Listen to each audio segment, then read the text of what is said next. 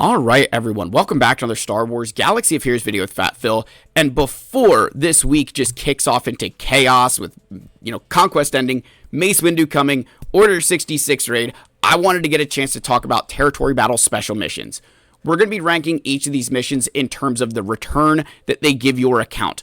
Like your account and to your guild, which ones are worth focusing on, which ones are kind of like, all right, listen, it's nice to have, but it's not necessary. And we're going to kind of talk about why that is. I think there's a lot of misconceptions about some of these missions in regards to how valuable they are, in regards to what it gives your account. So I want to make sure we get that out there. And so before we, dive into all of that, I do want to give a quick shout out and thank my channel members, as I always do, for their continued support. If you guys are ever interested, link down below. And this is a really special thank you to the channel members because I did not create any video the past 3 days between the weekend and then Friday. I took a day off of work, and I just really appreciated you guys kind of being all right with me ghosting everybody for a little bit. You all are the best. I really appreciate everything that you do and how awesome you've made this channel. So let's continue to get in here, guys. Like, subscribe, comment. Again, make sure you subscribe. Subscribing really helps this channel, but let's talk about some ROI.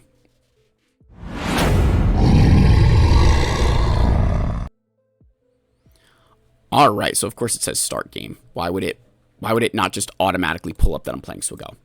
So the first thing you need to recognize is that it takes a guild. It takes a guild to get this done.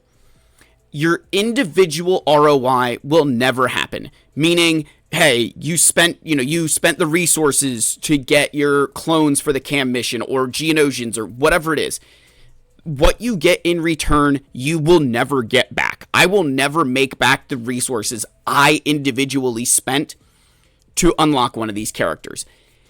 My guild, as a team, can make up the resources that I spent, but myself, I will never get that back. And I want to be very clear about that. These missions are all for one, one for all. If your guild isn't actively pushing towards one of these things, do not feel like you should. It takes a guild, it takes a village. And that is a really, really important thing that I hope I can drive home with you, is that if you're a guild officer and you're like, hey, maybe we should do one of these things. One, you have to set the example, but you need to make sure your guild buys into that idea, or else it's just going to fall flat on its face. So, the worst, in my opinion, from a return is the Vandor Relic 9 mission with Young Han and Vandor Chewbacca. You get 20 guild event currency 3, and it takes Relic 9. Now, while it's only 2 characters, it's Relic 9s, which are expensive. Vandor Chewbacca is useful at Relic 7 on Kashyyyk for the Wookiee mission. He does have that smuggler tag. He is pretty solid. He's even got the mercenary tag. There are some good things that Vandor Chewbacca can do, but not enough that you're like, Relic 9 him right away. And Young Han while he has those tags, he's just kind of useless in the current game right now. Just really doesn't have enough going for them. In my personal opinion, this is a massive, I'm an endgame player and I want to do this. My guild is nowhere close to ever thinking that this is a possibility. And the big thing here that and I'm going to reference this quite a bit, but the bigger thing to remember is with Guild Event Currency 3, you cannot get arrow magnifiers, and you cannot get droid brains. You can get impulse detectors, you can get Gerda keypads, but you can't get the other 2 pieces for Relic 8 and Relic 9. So when it comes to trying to figure out, is it worth investing or not, recognize that you can't get those resources with your Guild Event Currency 3. So you're going to have to get so many of these other things in order for it to make sense that it's just not really worth it. Sticking along with these smugglers is the Kessel Relic 8 mission with Kira and L3. L3 is a very solid character. Relic 8 on L3, I would not hate that at all. She's a very, very good tank. Again, good tags, a lot of good uses for L3. Kira, outside of when she has her Datacron, not really that special, kind of just meaningless. The thing is, it is Guild Event Currency 3, right?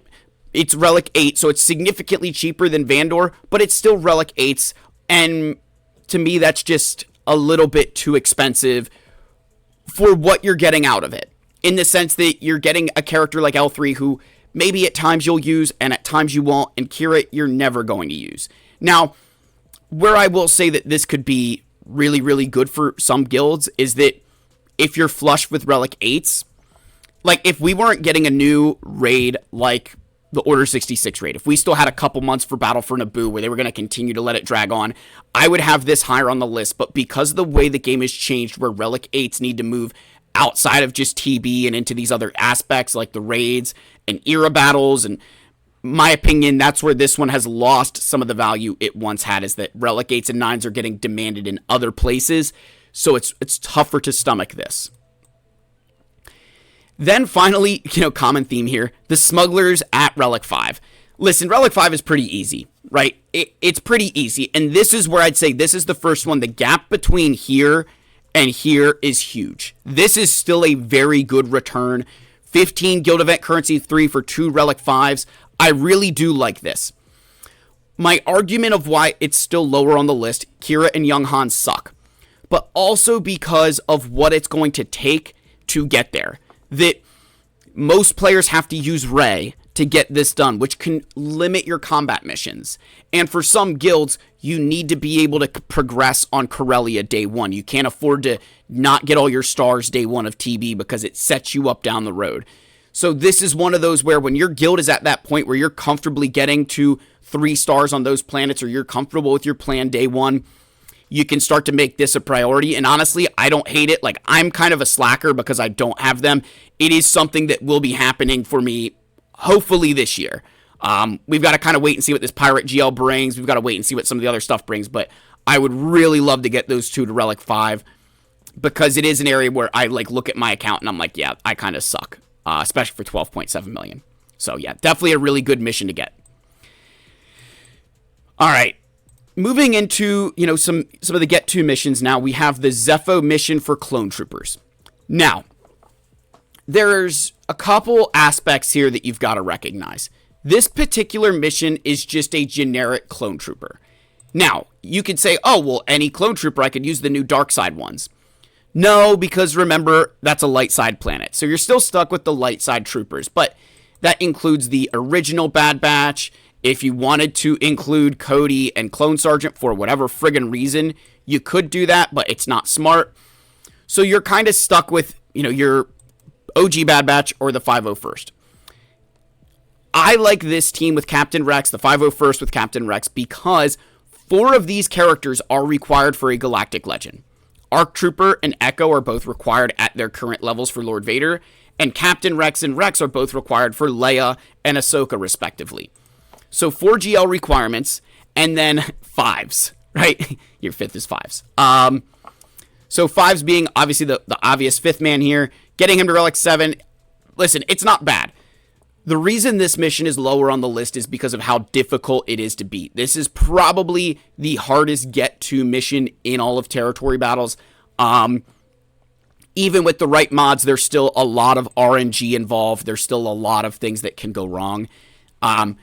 And it is on Zepho, so it is on a planet that you have to get, okay, we got to get to Braa, we've got to beat the Cal mission, and then we can do this one. So it does lose a little bit there as well, that it is completely dependent on your guild getting to Zepho, which, while not the biggest of deals, it still is like, all right, I got to make something work, right? So that's why they're down lower on the list, but I do really, 4 GL Rex is insane. Next, we have another Guild Event Currency 2 mission in the Rebel Fighter Sagera mission. Now, here you do get a little bit more back to GL requirements. Captain Rex coming in clutch again. You've got Cassian, who's a profundity requirement, and Captain Drogon can even go in this team, who's required for Leia. So that means you just need to build, realistically, Saw and 1 other Rebel fighter, which could be Luthen or Kyle. But to really be consistent in this mission, you need Luthen, or you need Scarith Rebel Pathfinder. You need a taunting tank that can kind of come back to life. I went with this team because Luthen can summon that trooper, and then I brought Kyle up just to keep my Drogon with Leia. With the right mods, this is a pretty standardly easy mission. I'm not going to say that it's unlosable. I will never say a single special mission is unlosable. I have seen them go wrong. I have seen players with the perfect mods and the perfect strategy lose. It happens.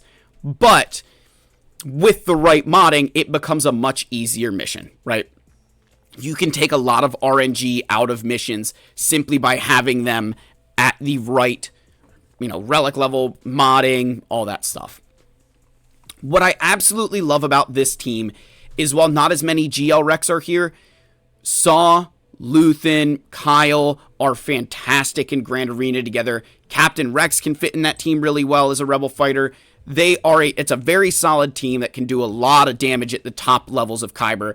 Whereas the Clone Troopers, they're decent and they can work inside of like 3v3, but they're not anything to write home about, in my opinion, comparative to this team. So I really like this team a lot.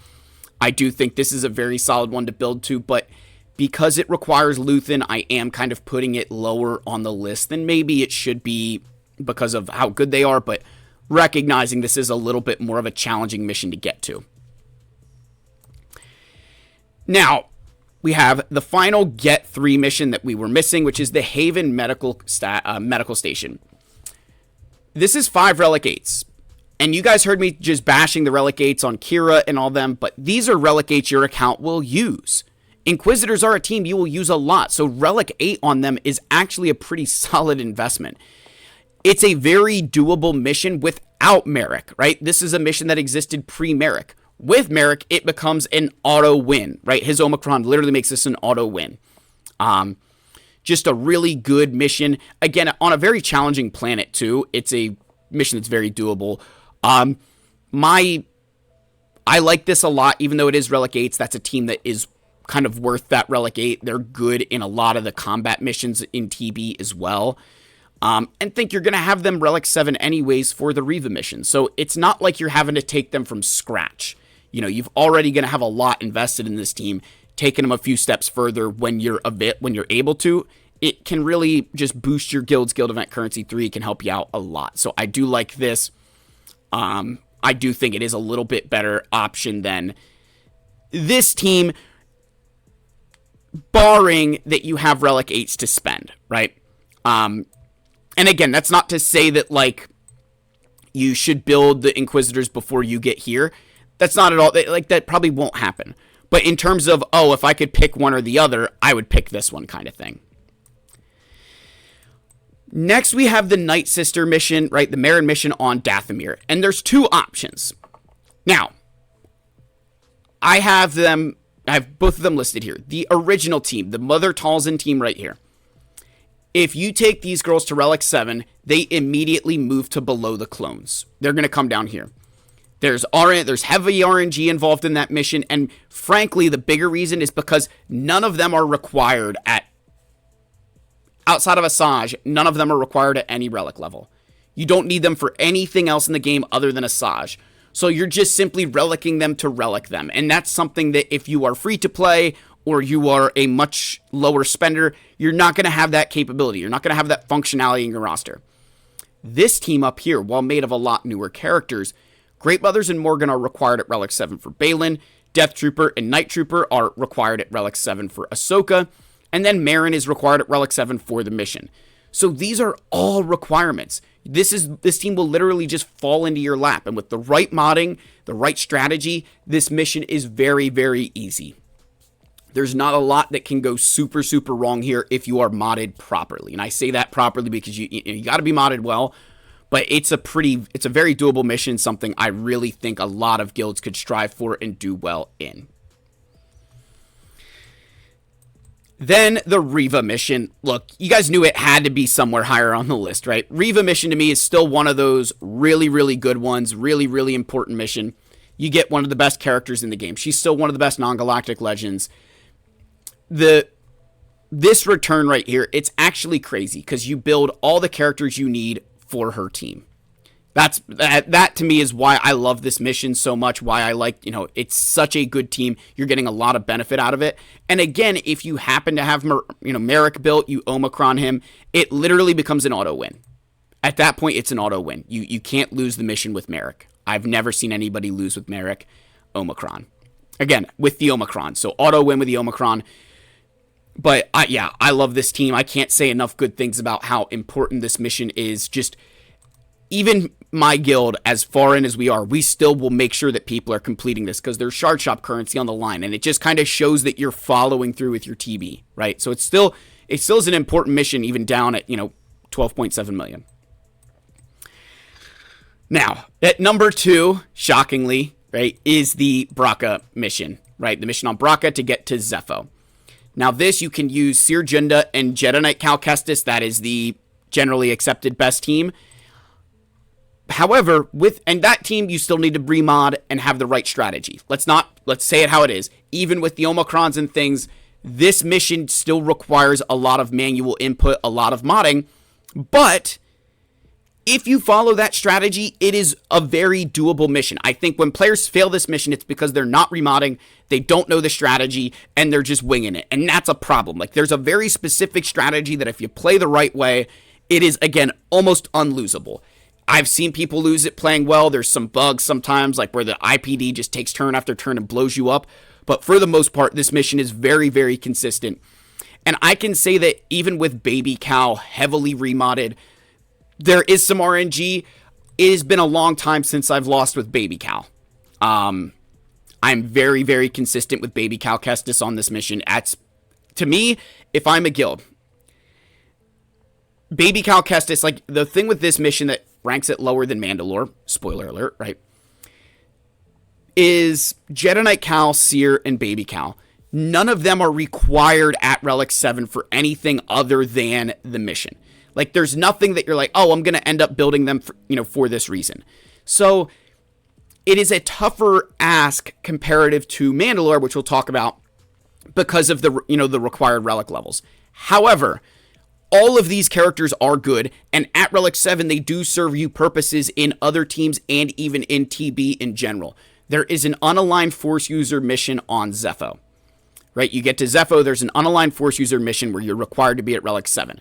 Seer and Baby Cal fit right into that team, and they really, they fit into that team, and they're friggin' good in that team. They make that mission a lot more consistent, and that's a good hit for your guild. That's some good GP. Like, the more those missions on Zepho, getting good at them is hugely important. So that's why having all of them at Relic 7 is beneficial, but you've got to have at least 2 of them. And of course, Jedi Knight Cal being the much more important one there. He's the modding required for Baby Cal is far more substantial than the modding required for Jedi Knight Cal. But if your guild is this is where I say this, if your guild's kind of close to getting to Zepho, and you're one of those players where you're a ways away from Jedi Knight Cal Kestis, you farm Baby Cal, you farm Seer, but you're not going to get Marin Saw or Tarful anytime soon. Investing in Baby Cal could at least help keep you in the guild if you invest in the right mods and you follow the fat fill strategy. So, wanted to at least get that out there for the community. The final one here, is Mandalore. Listen, this Mandalore mission is just insane. The rewards you get are so good. It's so important. And remember, the thing with getting to Braa and the thing to getting to Mandalore is that the rewards in regard to the Kyratex, that's 140 Kyratech per TB. There's extra guild event currency. There's extra stars available. Those 2 planets are the 2 most important rewards you get out of territory battles. I would sacrifice, stars on another planet to get Zepho and to get Mandalore, because one, if you were like, hey, should I get a star on Dathomir or should we get a star on Zepho? Zepho, because Zephos gets you, it's just a star one way or the other, but you get other rewards along with it. It is so important to get those rewards, especially for guilds that are in those lower, in those areas where Kyratechs are a big problem. Those missions it's insane. The get to you can earn, the, everything else. I cannot say enough good things. And the thing with the Mandalore mission is that you're going to use, it's Relic 7 required. You're already going to have 2 of the characters done because of Bo-Katan's requirements. So then at that point, it's just taking her to Relic 7, which kind of makes sense because that's what you do for the mission. So there's not a lot of extra investment required on top of unlocking Bo-Katan Mandalore. Whereas, you go unlock Jedi Knight Cal Kestis, yeah, you got to take him to Relic 7, fine, but you've also got to take Seer. And again, you could, argue that to the, you're blue in the face, but you get the concept we're going after there. And the other thing I will say, too, just kind of against, this team, you need other characters to get the fullest out of Seer, Cal, and Jedi Knight Cal. You need other unaligned Force users. You need other Jedi to really get the most out of that team. Bo-Katan, you can do just fine with the characters you build for her, and then you can throw in like Sabine, you can throw in the armor, you can throw in Bo-Katan Kryze. There's options there, but even just the original 4 are going to be good enough to beat a lot of teams in Grand Arena. So, it's a bit of a longer video, guys, but let me know your thoughts down below. Like, subscribe, comment. I love you all. May the Force be with you, and I will see you in the next video. And I don't want to end on that Gear Up, Carbonite, or whatever, the Carbonti offer. We ain't doing that. I love you guys. See you in the next one. Cheers, my friends.